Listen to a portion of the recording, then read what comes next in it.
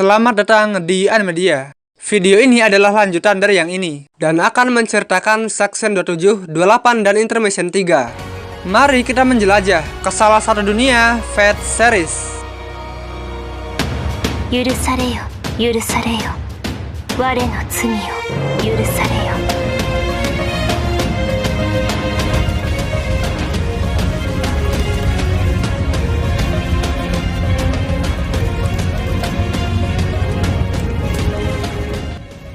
Adegan dibuka dengan Merlin menyapa mereka.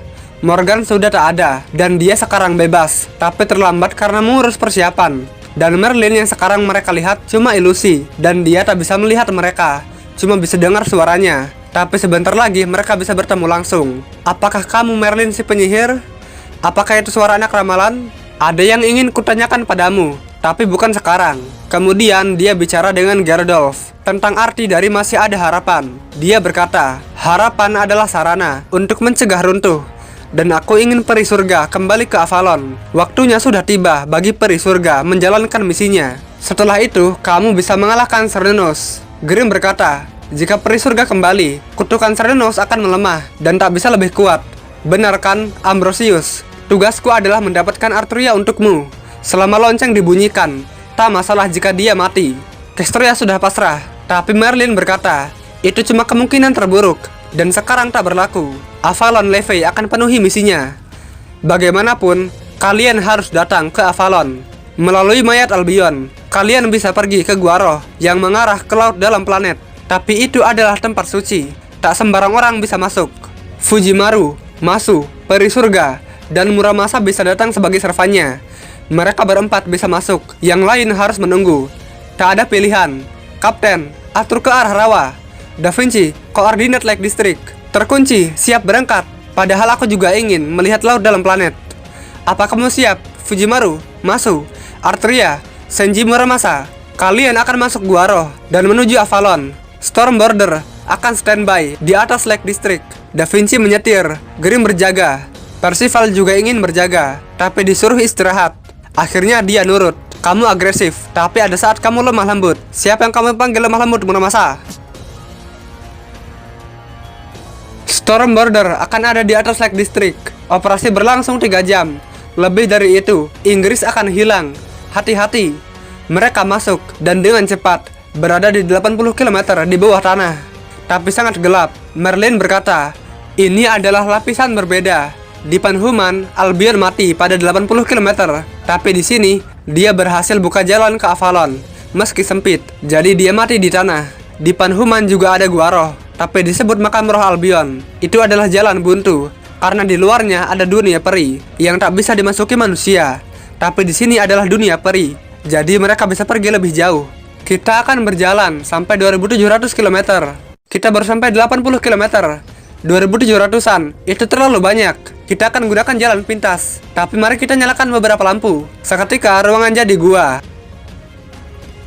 Tapi, apakah itu Merlin? Aku bisa diandalkan kan? Berterima kasihlah padaku. Kamu juga, Muramasa. Fujimaru dan Masu merasa aneh, tapi tak protes. Dan mereka melihat mural pendeta lagi. Kebetulan, selama 1 jam perjalanan, akan ku beritahu bagaimana semuanya dimulai. Misi peri surga dan yang menyertainya. Akhirnya laut. Awalnya laut, saat bintang jatuh dan 6 peri keluar, seluruh bumi jadi laut. Sebuah bayangan besar muncul, berbulu halus dan lebat. Di bahunya ada satu binatang yang sudah punah. Mereka berteman. Dewa menahan ombak agar para peri bisa hidup nyaman. Tapi kami rindu daratan. Mereka memohon dan menyembah dewa. Permintaan terkabul. Festival berakhir. Ditipu, diracun, dan mati. Mereka mendapat mayat dewa untuk dijadikan tanah baru dan menyeret hewan bernama manusia. Tapi kalau cuma satu, tak akan cukup. Jadi mereka potong dia dan gunakan sihir agar dia tak akan mati. Begitulah asalnya. Keselamatan bagi 6 yang asli dan kutukan pada 6 yang asli. Fujimaru bertanya, apakah itu yang sebenarnya? Merlin bilang, 6 peri membunuh Cernunnos.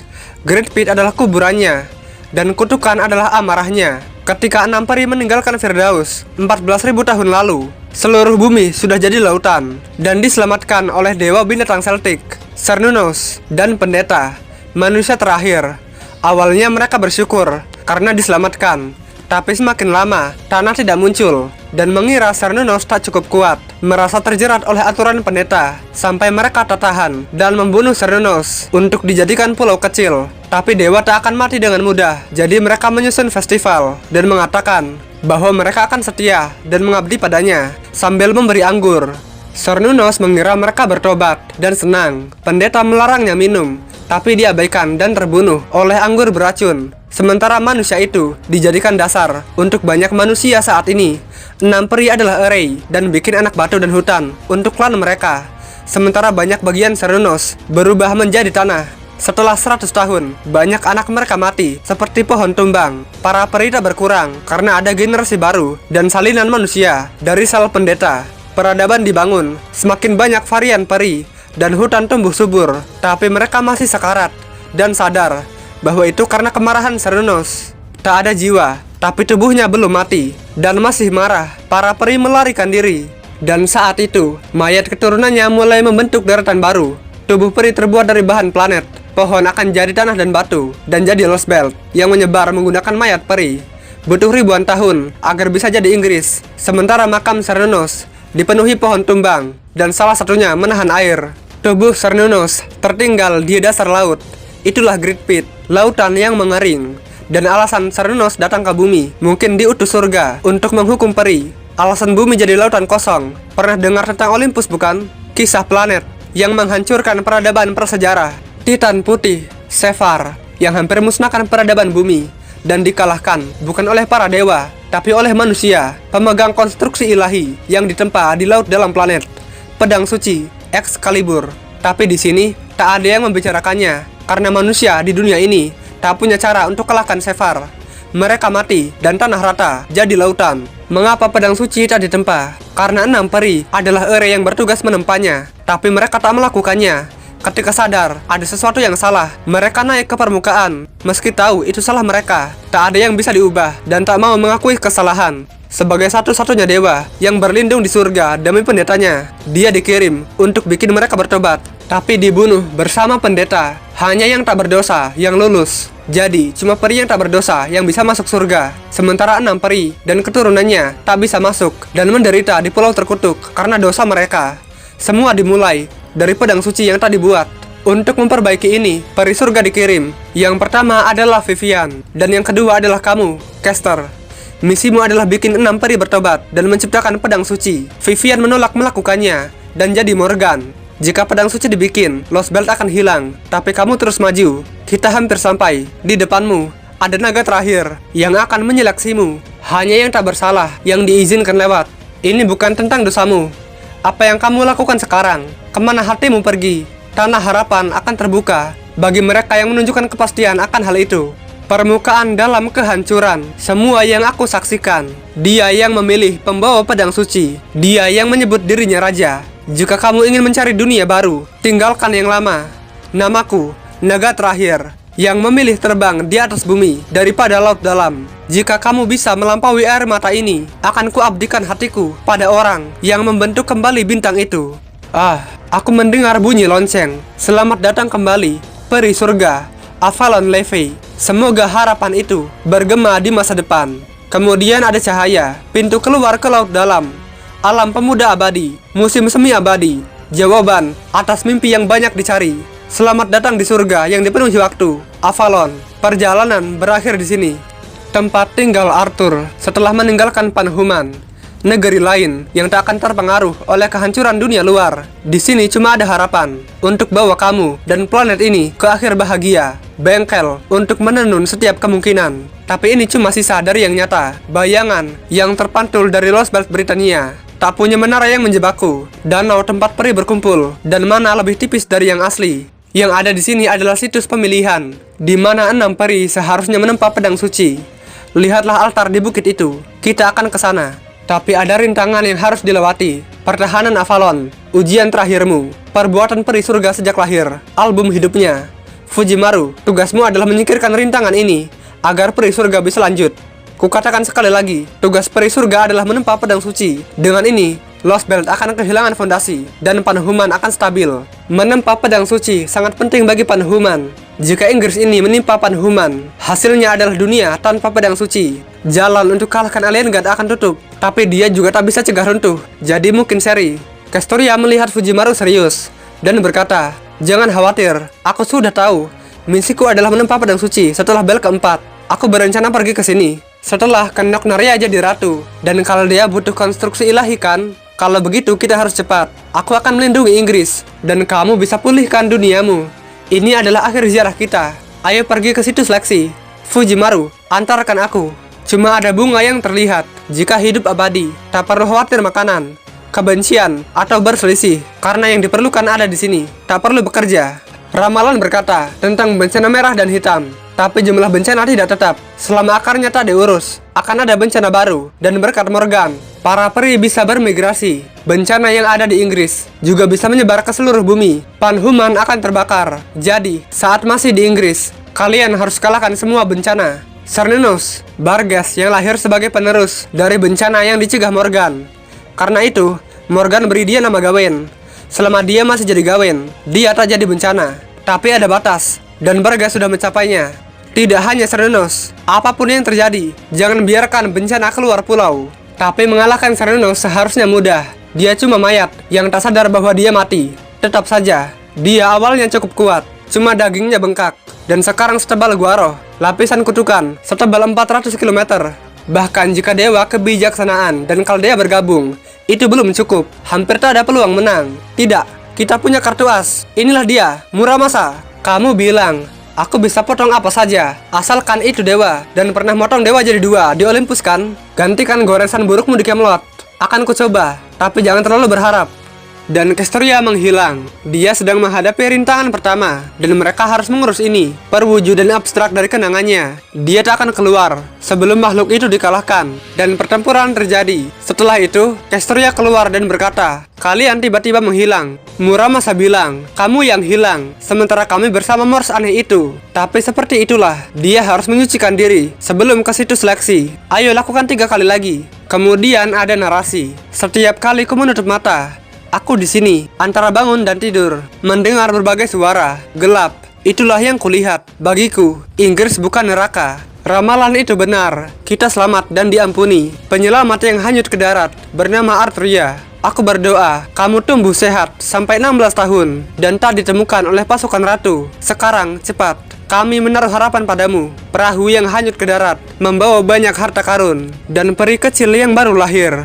Tak diragukan lagi, dia anak ramalan. Jika ada pasukan ratu, dia pasti akan berguna.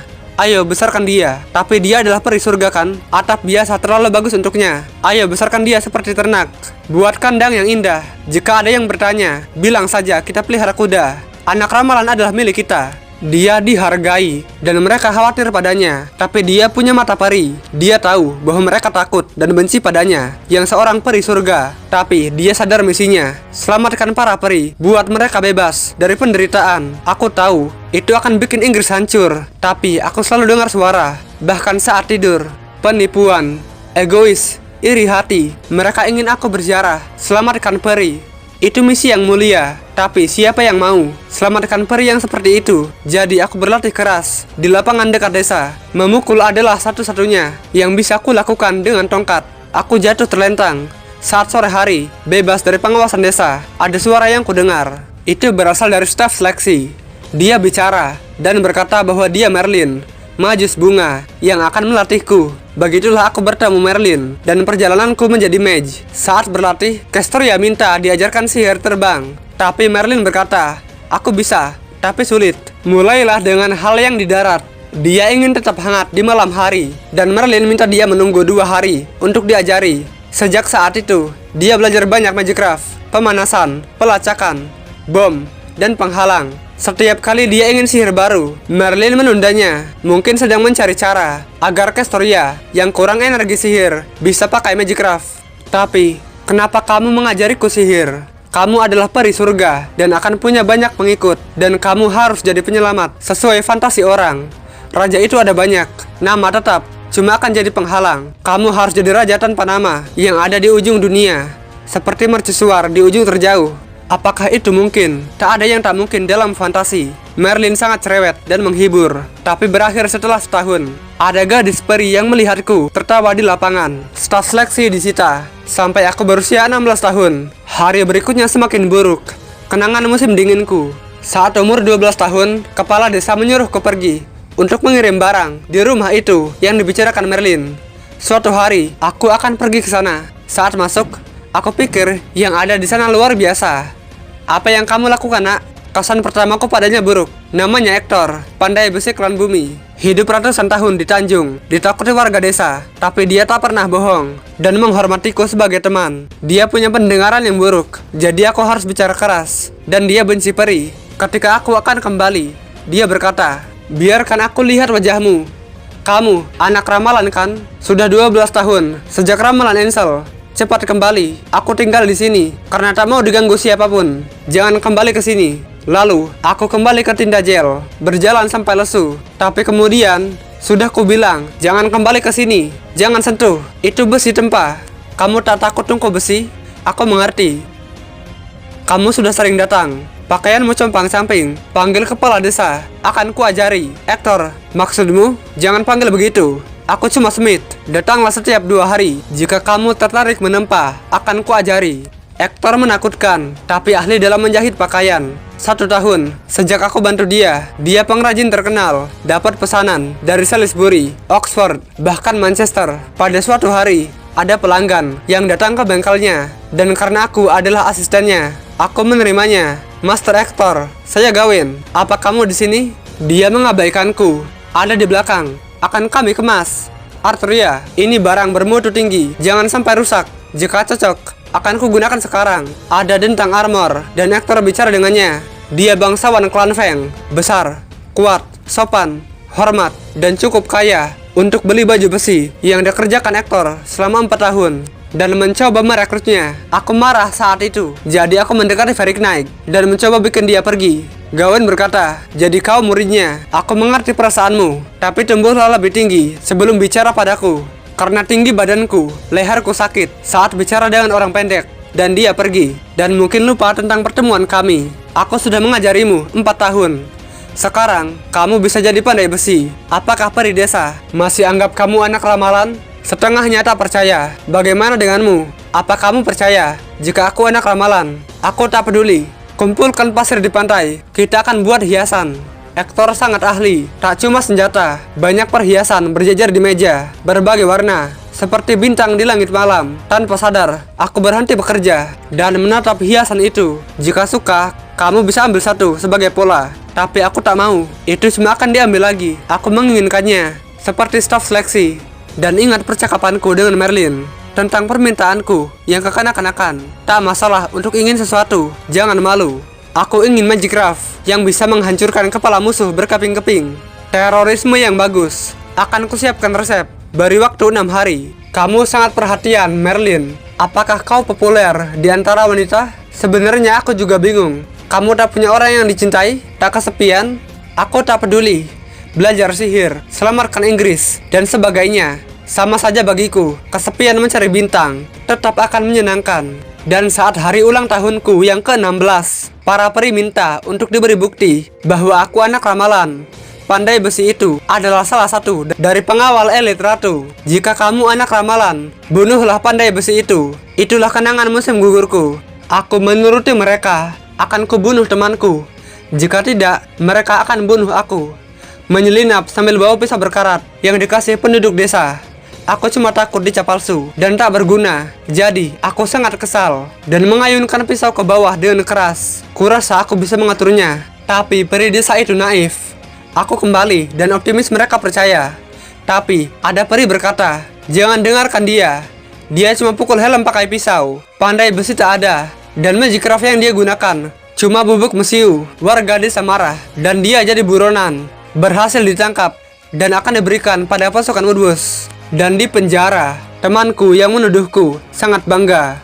Aku tahu dia panggil aku teman, tapi iri dan curiga padaku. Setelah itu, desa makin ramai. Pasukan Woodwose yang bertugas menangkap anak ramalan akan sampai 3 hari lagi. Banyak peri menemuiku di sel. Mereka terbagi antara pendukung ratu dan ramalan. Sebelum diserahkan pada tim eksekusi, aku punya kesempatan terakhir untuk kabur. Aku bisa lari kapan saja. Ketika aku dengar keributan di luar, aku bersiap. Mengira tim eksekusi tiba, Hector, dalam keadaan terluka, datang bawa aku pergi dan mengembalikan tongkat seleksiku yang disita selama 9 tahun. Sekarang keluar, pasukan Woodwose hampir tiba. Kamu punya waktu sampai pagi, lari sejauh yang kau bisa. Mereka sudah tiba, tapi warga desa saling bunuh. Di mana anak ramalan? Bawa dia ke sini, basmi penduduk desa. Peri yang dianggap anak ramalan harus ditangkap hidup. Itu perintah yang mulia. Saat aku berlari untuk bantu warga desa, Hector menyuruhku pergi, tinggalkan desa. Kenapa bantu mereka? Mereka menjualmu kan? Bodoh, keluar desa dan kamu akan aman. Pergilah sekarang. Bagaimana denganmu? Aku akan kembali ke bengkel. Tapi aku tahu dia bohong. Banyak tusukan, detak jantungnya semakin lemah. Pegang staf Anda. Waktunya berangkat. Arturia, tak peduli kata orang, kamu pasti anak ramalan. Kamu tak bunuh aku malam itu. Itulah karaktermu, seorang penyelamat. Kau sama seperti dia, nak. Keras kepala, benci kalah, bangkit saat jatuh. Tidak, aku akan ke bengkel. Dan saat 17 tahun, dan ramalan itu bohong, aku tak akan mengganggumu. Tapi, kataku tak sampai padanya. Kenapa dia segitunya untuk bantu aku? Aku pegang staf seleksi dengan erat. Selamat tinggal semuanya. Terima kasih. Aku adalah peri surga yang akan beri keselamatan seperti yang kalian inginkan. Aku akan berziarah.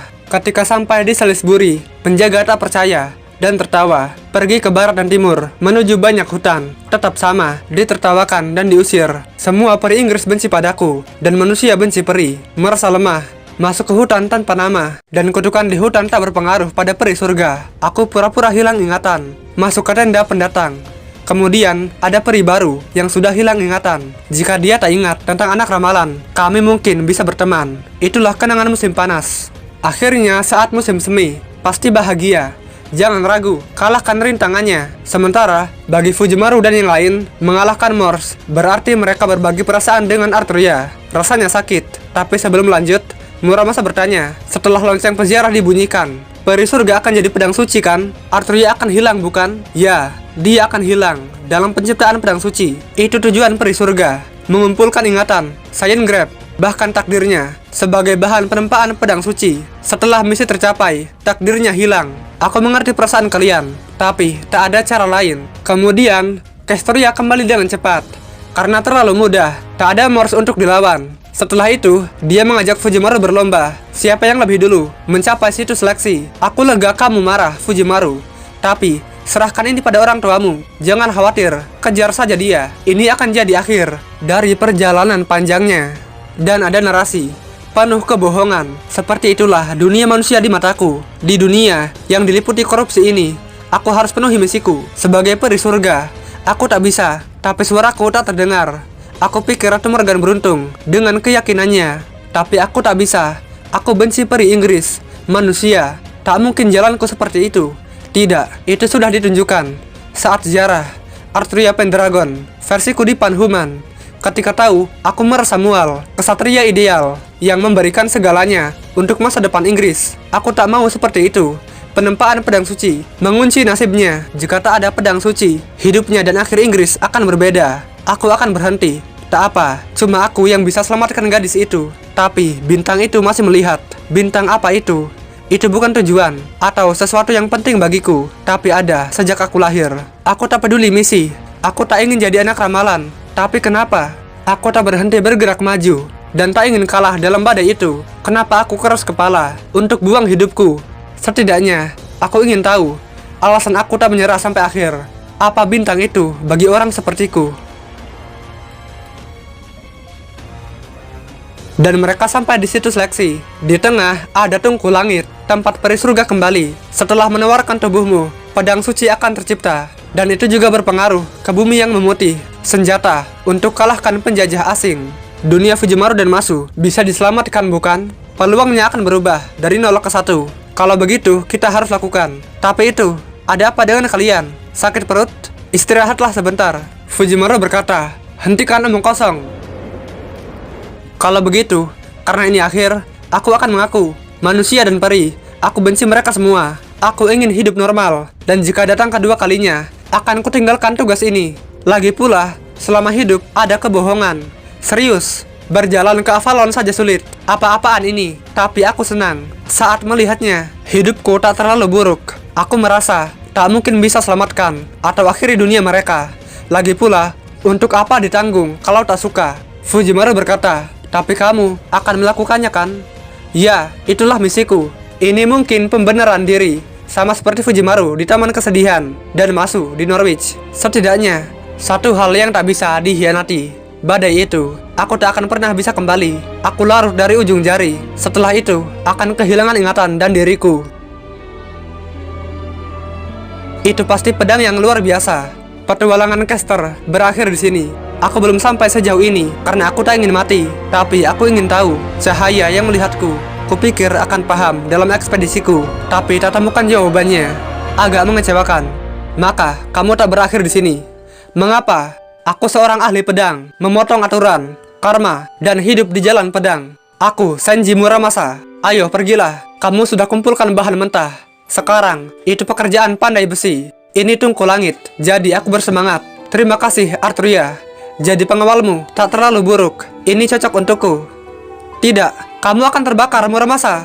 Ayolah, memukul logam adalah keinginan pandai besi. Jika itu bengkel ilahi, maka itu layak membakarku. Terlihat bagus. Cetakan siap, ayo manfaatkan. Tunggu, kenapa kamu melayang? Aku akan menggantikanmu. Jadi, kamu dipecat. Sampai jumpa, anak ramalan. Kamu tak harus menyerah saat ada yang belum selesai. Ini cukup untuk selesaikan pekerjaan. Tapi, ini akhir kerjaku dengan orang-orang itu. Mereka membeliku. Jadi, ini bayar hutangku. Tagihan itu sudah lunas dari dulu. Kamu orang luar, tak ada hubungan dengan Inggris. Ya, dengan ini, aku tak bertemu Alien God lagi. Aku menyukainya, sama sepertimu, nak. Aku berharap bisa buat itu sendiri.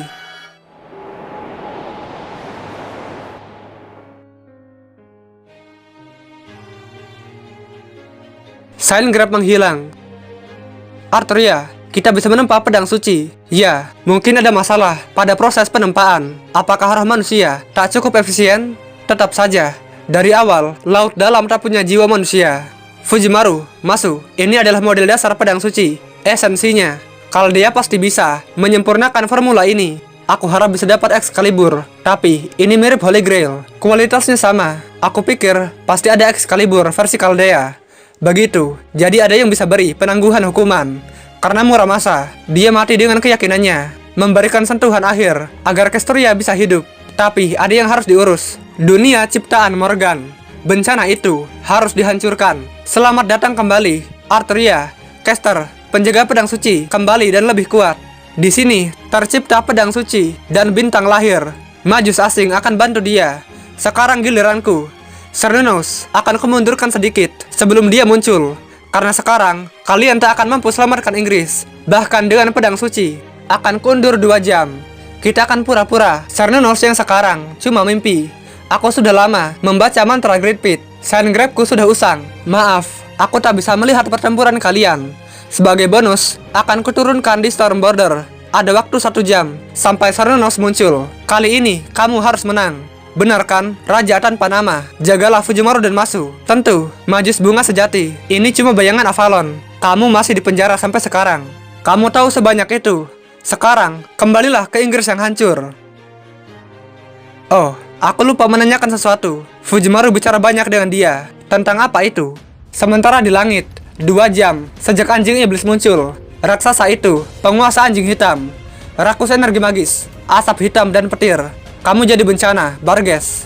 Cernunnos terus keluar lubang. Bahkan jika ini bencana besar, ini semua salahnya Aurora, cintaku. Kemudian, diperlihatkan flashback.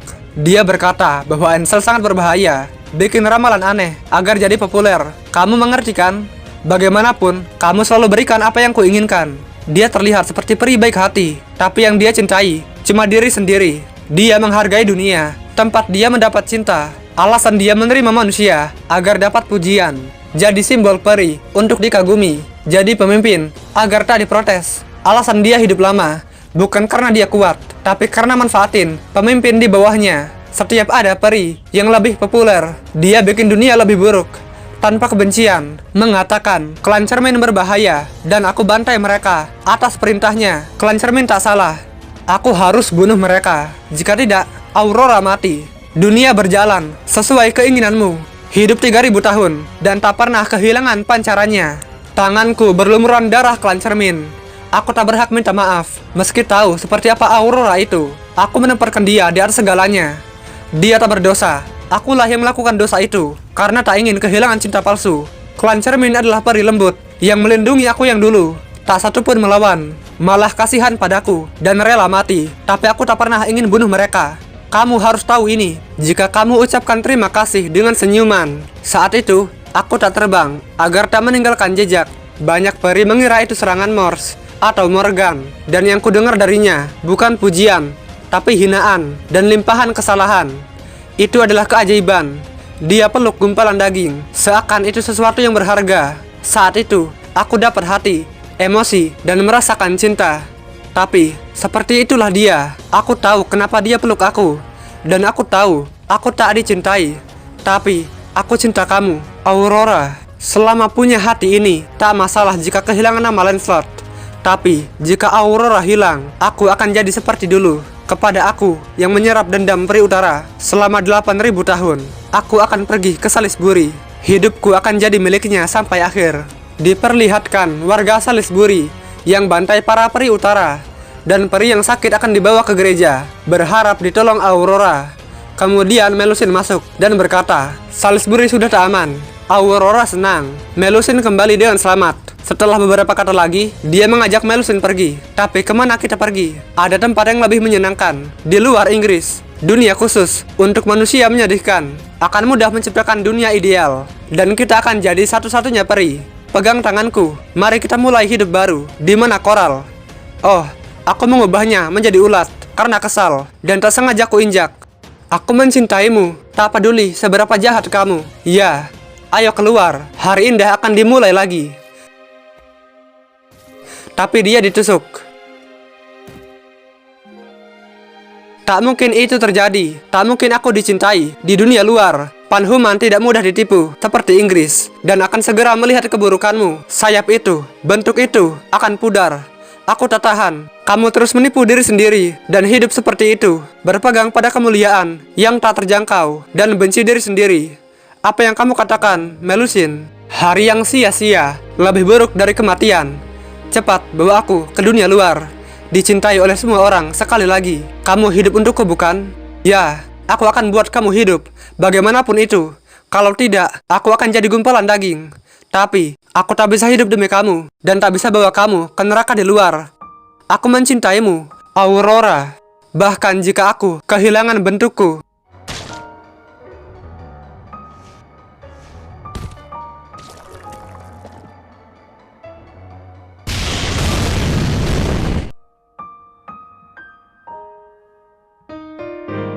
Dan bersambung. Like jika suka video ini. Jika ada rek atau apapun, silahkan komentar dan subscribe bila perlu.